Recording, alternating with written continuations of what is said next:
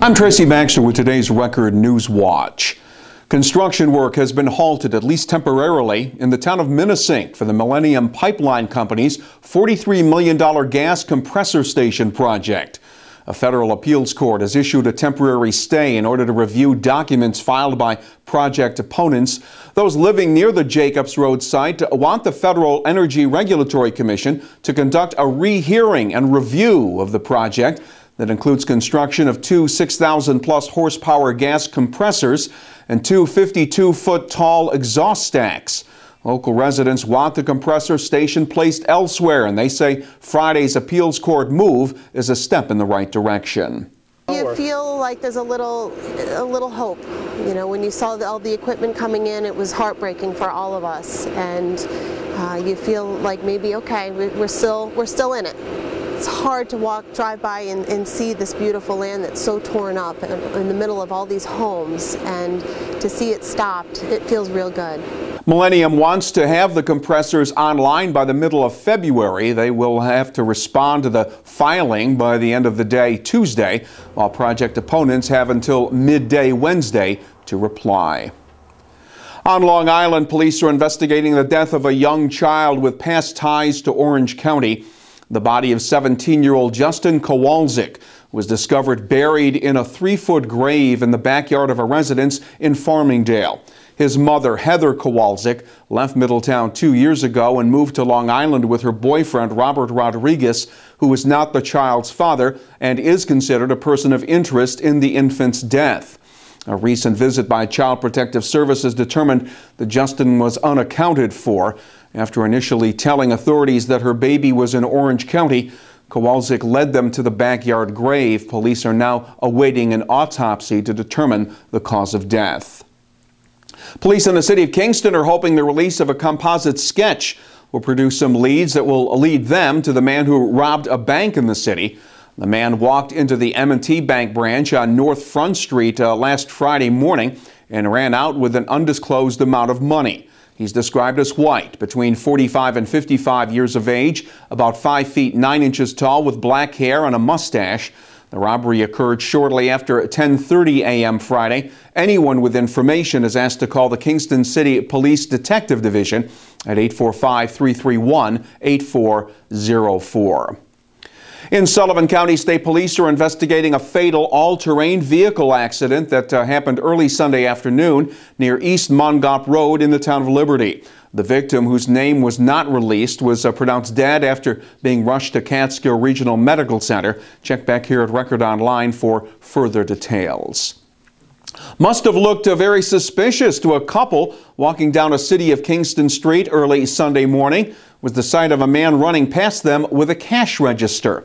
Police were called and officers tracked down 30-year-old Kevin Eide Jr. in a nearby wooded area. Police say the Ulster Park man had used a brick to smash the front window of the Broadway head-to-toe apparel store, which was where he grabbed the register. It will soon become an outdoor classroom for students in the area looking to study nature firsthand. Today, a dedication ceremony was held for a new nature learning preserve located on 30 acres off Minnesink Turnpike in the town of Greenville.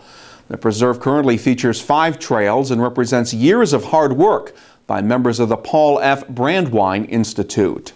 It's the culmination of 5 years worth of planning and construction and reconstruction after the hurricane to build this nature preserve for the schools and for learners of all ages in the Tri-County area.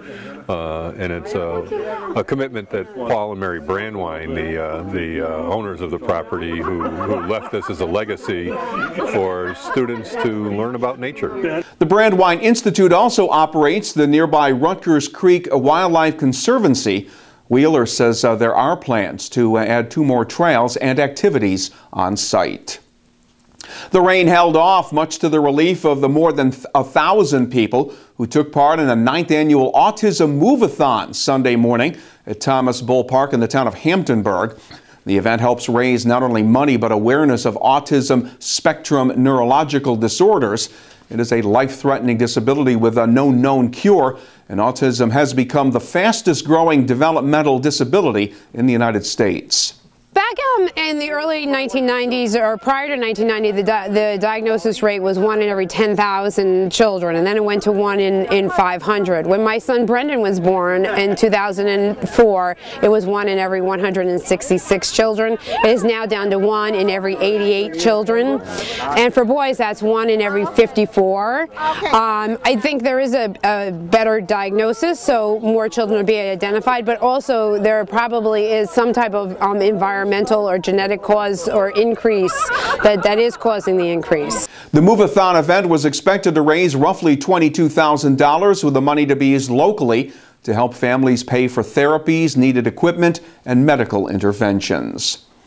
And it had the feel and look of fall in Sugarloaf this holiday weekend as visitors to the Orange County Craft Village took in the sights and sounds of the 40th annual Sugarloaf Fall Festival. Continues to be a big Columbus Day weekend attraction with plenty of food, music, and of course crafts. For the most part, the weather cooperated, and those who took part could also check out something Sugarloaf is known for, watching the local artisans create their products. No doubt some festival goers left with a Christmas gift or two. It'll warm up a little as the week wears on. It'll be mostly cloudy Tuesday with some clearing by afternoon. The highs will be up around 60 degrees. Wednesday will be a little milder with temperatures reaching the upper 60s, but there will be the threat of more rain. Keep clicking back here at Record Online to get the news when it breaks and get a complete look at all that is happening by picking up tomorrow's edition of the Times Herald Record. For Record News Watch, I'm Tracy Baxter.